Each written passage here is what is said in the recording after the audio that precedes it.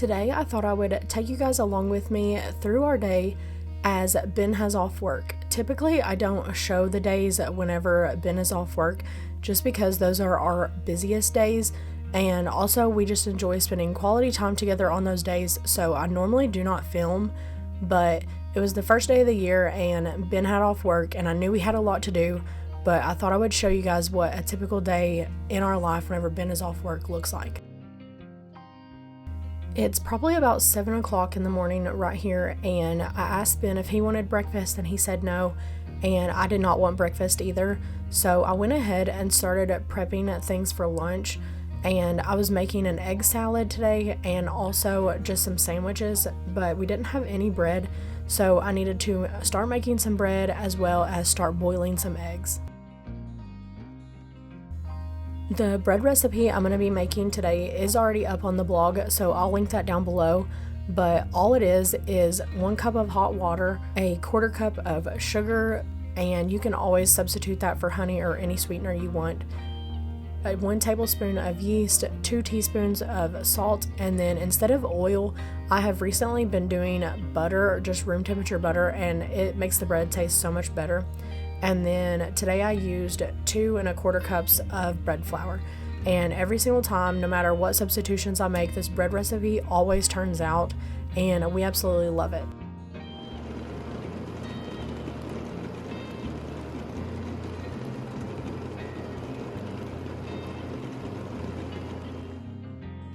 I have been using Redmond real salt for several years now, but I actually do not use it anymore in my dough products, so like cinnamon rolls, bread, anything that requires dough, just because I find that even if you get the fine ground salt, and I have even put it in my blender to try and make it powdery, and I still get the same results every time. Whenever you bite into your dough, you can taste little bits of like graininess, and I don't like that. So in all of my baked goods, I do use iodized salt, which it's important to get iodized salt in your diet just because your body needs it. So we don't really mind making that swap, but we still do use Redmond real salt as our table salt, but in all of our dough, like I said, we do not use it anymore. And I did want to mention that, as you saw, I use the butter at room temperature. It's just easier that way, and you should honestly probably melt the butter, but I don't have a microwave and I don't want to dirty up a pot on the stove by melting the butter, so I just put it in room temperature and I've never had any problems. It always mixes in, like I don't bite into clumps of butter or anything like that. So to each their own, but probably melt your butter if you're going to be doing this. Ben is already outside working, and he is working on trying to get new fence up for the cows because we're going to be wintering them on the concrete pad. If you've been here for a while, then you know that on the back part of our farm we have silo bunks, and they're completely concrete, and we have a parlor back there, which is the white concrete building, and then we have an attachment shed on the back of it, which is where we're going to winter our cows. And then on the other side of the silage bunks there is a short feed barn, and that is where we keep our hogs right now. So the cows will now be right across from the hogs, and it'll just make things a lot easier for us because the cows will be on concrete, and it just helps eliminate a lot of problems. Cows can really tear up your pasture, especially in the wintertime whenever the fields stay wet. But then also you do have to worry about like hoof rot if the fields are really muddy and their feet stay wet a lot. So having them on concrete will help eliminate some of those problems. And then also it helps reduce on waste just because the hay is not getting trampled into the ground. It's just on the concrete and they're not walking in it. So during the winter, we really like to give our fields a rest so that they can be ready for hay during the summer.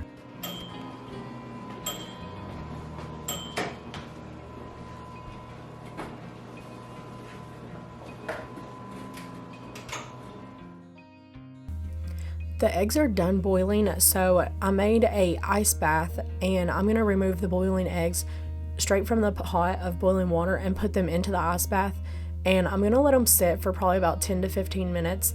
This just makes them so much easier to peel, but also it cools them down really quickly and you can work with them. Even though we are right in the middle of winter, our chickens have not slowed down laying. Maybe we get 1 or 2 less eggs a day.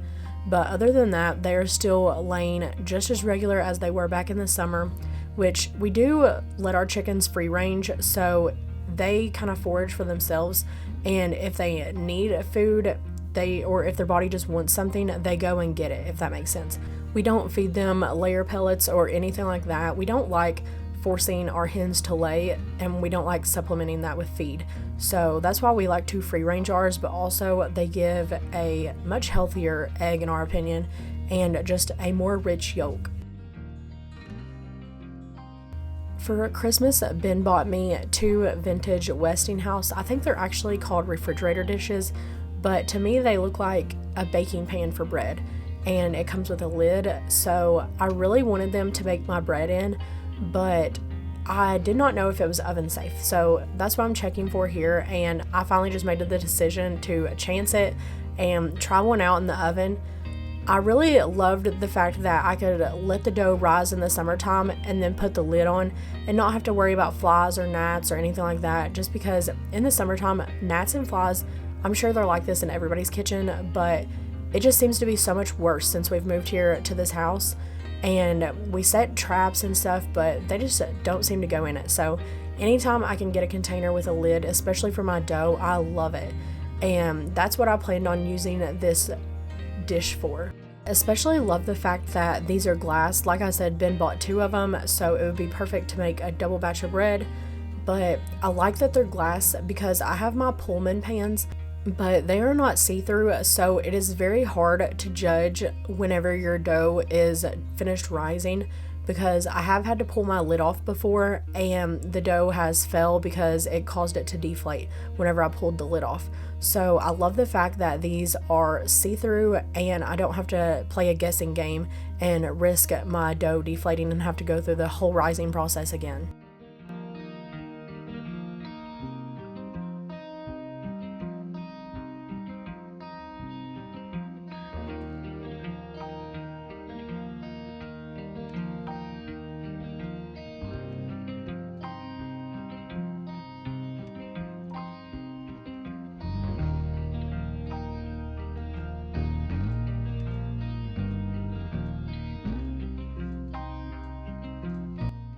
This egg salad is so easy to make, and it's one of our favorite ways to use up all of the excess eggs that we have, because back in the summertime I water glassed a bunch of eggs. I think it was actually in September, because I was trying to prepare because I thought that we were gonna lose a lot of our egg production. So that has not happened yet, so we are having a surplus of eggs, and I actually have not even had to use any of our water glassed eggs yet, but I'm sure as these colder months approach, because like I've mentioned before, here in Kentucky, we don't really get our winter until after January. So in these next few weeks, they are predicting that we will get some snow. So I'm sure whenever that hits, we will lose some of our egg production. But all you do is cut these eggs in half, and I like to remove the egg yolks and set them aside in a separate bowl and chop the egg whites roughly. I know everybody makes their egg salad completely different. A lot of people leave their eggs whole and just chop them like that, but I like to use my egg yolks to make almost like a deviled egg filling mixture, and then I just chop my eggs up and add it to it later. I just used a fork to try and smash the egg yolks down the best I can, just so that there's not any huge clumps left. And then we use store-bought mayonnaise just because I was out of my avocado oil today, so I could not make mayonnaise. So we always keep mayonnaise on hand though, and I used Hellmann's in this, and I just eyeball all of these measurements, but I will make the egg salad again today, and I will try and nail down an exact measurement, and I'm gonna get the recipe up on the blog for you guys, so hopefully it will be up before this is posted, but if not, it should be up Friday. But I just add quite a bit of mustard in there, and then after that is all mixed up, then I add in my chopped egg whites, and I'm not sure why I didn't get it on video, but I do chop up at least half of an onion and add into this also. I only had white onions this day, which they were a little bit sweet, so that's why I ended up going with the bread and butter pickles. But normally, if you use a purple red onion, whichever one you call it, that makes a really, really good egg salad or in deviled eggs. So that's usually our favorite, but I didn't have any today, so I just went with the white onions. And like I said, they were sweet, so that is why I chose to go with bread and butter pickles. But if you don't have bread and butter pickles, you can always just use a sweet relish, or if you don't even want a sweet egg salad at all, then you can go for dill pickles or a dill relish. So either is great. We actually love both, but like I said, on this day I just went with the bread and butter because of the onions. The last thing I do is add salt and pepper to taste, and it is finished. We usually eat this on the side. Ben does not like egg salad sandwiches at all, so today for lunch we're just going to eat it on the side. But I do like egg salad sandwiches sometimes, or on crackers, but he just eats it as is, as a side.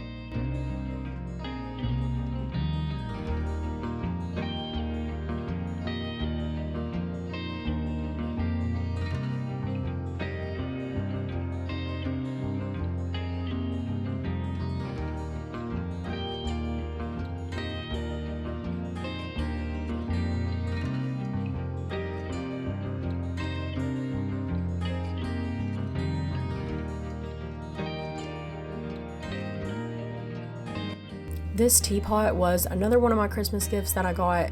I think almost everything that I got this year was something vintage or from an antique store, which I absolutely love. I do not complain about at all because they're my favorite gifts, honestly. But whenever I got this, it was extremely scratched. It was like somebody had taken a Brillo pad to the outside and tried cleaning it. So I ended up having to take Barkeeper's Friend and scrub it really good on the outside, and all the scratches came off, but it did take the old patina with it, which that will come back as I continue to use it and stuff. But I use these to just heat the water on my stove, and this one I think is called a teapot. I am not a fancy person, so you guys can correct me down below if I'm wrong, but the one I had before was a tea kettle, and it always leaked. I don't know why, but I had really hard problems with it, and I did not care for it. So that one will be donated or given away. And then right here is a percolator that my mom got me for Christmas, and it is a vintage Pyrex flameware percolator, and I actually made coffee in it at her house just to try it out on Christmas Day, but I didn't have time to clean it, so I am about to clean it now before I put it away, and you'll see tons of coffee grains here in a second. But the percolator I wanted so that we could make some coffee or tea, whatever we wanted. And then the teapot that I got, I'm going to use that so that I can heat up water from my Berkey, because right now it's so hard to heat up water in a pot. It just, I don't know, that just seems like such an extra step to me. But in a teapot, it doesn't seem as bad, just because I can fill it with water and it can sit on the stove and I can just heat it up as needed, because I need it for quite a few recipes actually, especially for my bread and any doughs that I use. So I'm really excited about that.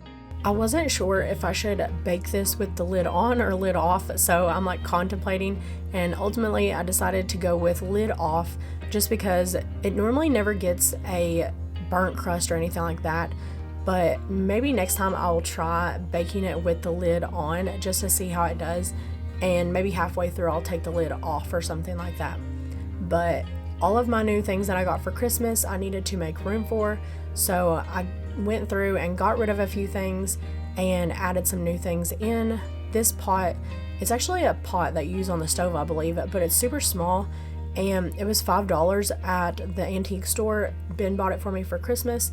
He let me go and pick out some things, so I picked that as one of them, and I just imagine my sourdough starter being in that, like whenever I have a big batch of sourdough I'm making or something, to put it in that pot so it can have more room. As my bread was getting done baking, I got a phone call from Ben saying that the cows had got out and he needed help separating them because he was just going to go ahead and work them and separate them.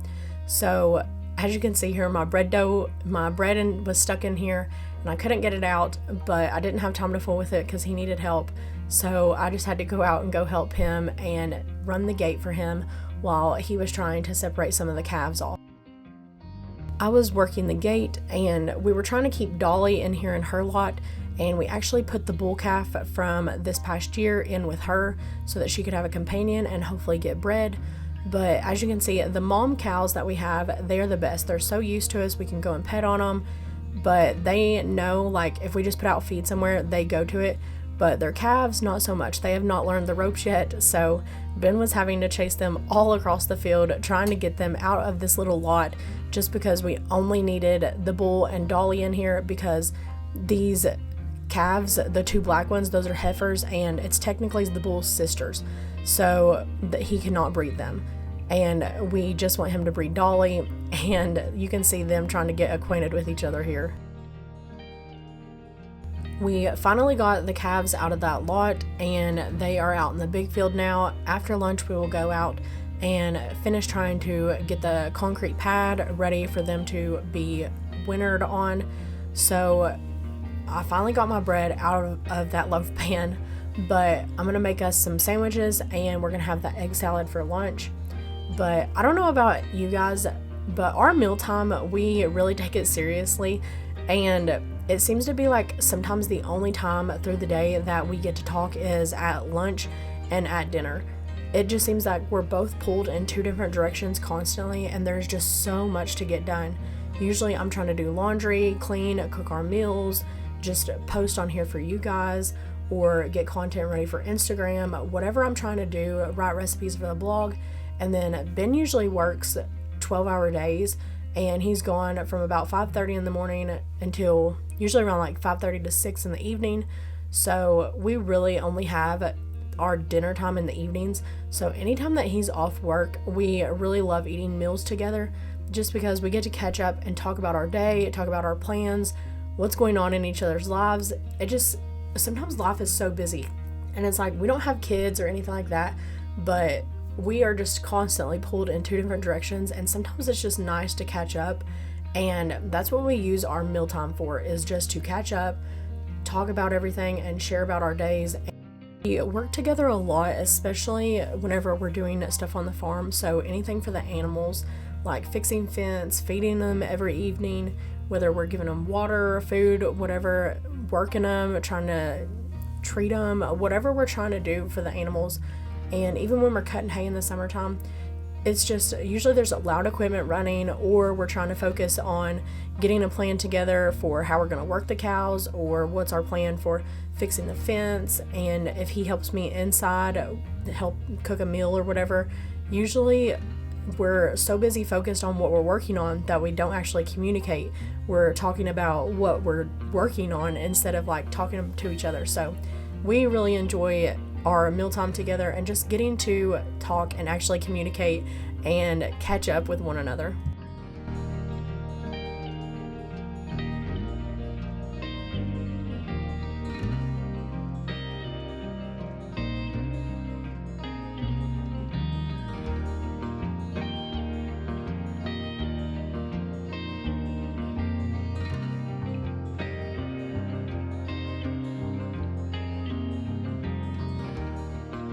After lunch, we ended up coming back outside, and I'm using this magnet to pick up any nails or anything that's off the concrete, just because some of the metal roofing has blown off the buildings. A few days before this, we busted wood, and we finally have enough to get us through. We're hoping this will get us through at least halfway through February, and then we will bust more. But after several hours of getting the concrete and the fences up for the concrete pad, the cows are now ready to bring up, and they are gonna love the new concrete pad. But we're calling them up here with feed, and then we pour some out on the concrete. We normally don't feed them off the ground, but if we're trying to move them, we have to do it temporarily, just because we don't have a trough in every single field.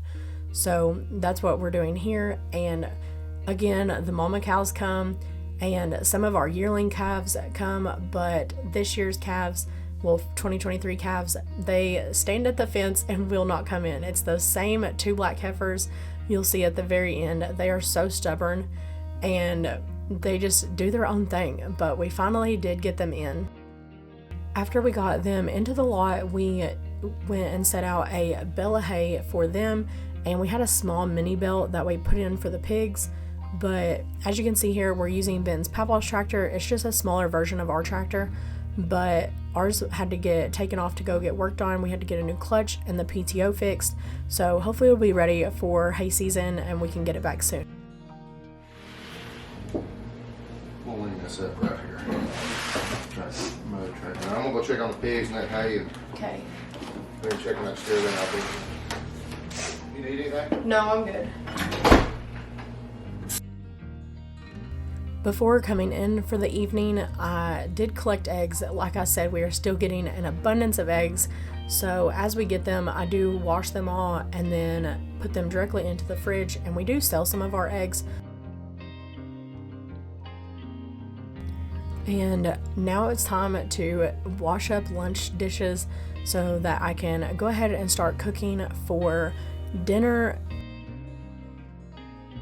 During the winter months, we really rely on the canned food that I have canned during the summertime, and it is so nice to fall back on, but we are going through it really quickly, which is fine. That's what it's meant for. But our goal was to my goal last year was to can enough to get us through a year, and I think I did that on most things, but there are a few things that we're already out of, and so I'm trying to make a list and get more organized so that I can make a point to can more of those items and less of other things. That way we're not being wasteful and everything is getting used. But it is so nice on winter days like this because it has been so cold outside today. My face is so wind burnt. You'll see probably in the video later that it's just really red, and it's just because it's so cold outside. But I'm gonna be making a vegetable soup today, and I'm going to be using the vegetable soup that I already canned. So back in the summer, maybe it was early fall, I canned vegetable soup without the meat. I canned it without meat just because we didn't have that much meat up front in the beginning of the year, and we still have not got our hog or our cow processed yet. We're waiting. So we are still buying our meat, so I don't have bulk meat yet. So that's why I went ahead and canned it without the meat, but it's so easy. So earlier in the day, I laid out this hamburger to thaw, and now it's perfectly thawed. So it'll take probably 5 to 10 minutes to brown, and then all you have to do is add in your vegetable soup base, and you have vegetable soup in about 15 minutes after you let it boil for just a few minutes. So while I'm doing this, I actually have been sharpening my knives, which you'll see a clip at the very end, just because my kitchen knives are very dull, and he actually did get a new knife sharpener for Christmas, so it is super nice and makes the sharpest knives, so I'll have to be careful now. But as you can see, I'm just browning up the meat, and then I did go ahead and do 2 quarts just because if you do 1 quart with 1 pound of beef, way too much meat in the soup. So I did open up 2 quarts of the vegetable soup base, and it ended up working out perfectly because we each ate dinner and then we both had lunch for the next day also. So it made essentially 2 meals, which was super easy, and it took 15 minutes. All it had to be was reheated the next day. Canning is a lot of work in the summertime, but it truly pays off in the wintertime because anytime that I open up our canned food, I spend next to no time cooking that evening, and it just frees up so much time for me in the wintertime to work on other things. And honestly, we enjoy going to bed pretty early in the wintertime just because it gets dark earlier and we cannot do much outside. So it's nice to go to bed early and get some much needed rest because we work so hard in the summertime and there's so much to get done. But it is so nice to have all of those summer fresh garden vegetables and fruits even that we canned. And as you can see, the cabinet behind Ben, it is still pretty full. We have gone through quite a bit of it, but like I said, I am making my list for this summer already. That way I can start planning and getting things canned and ready to go in our cabinets. But that is going to be it for this video. So thank you guys for watching, and I hope you guys will like and subscribe.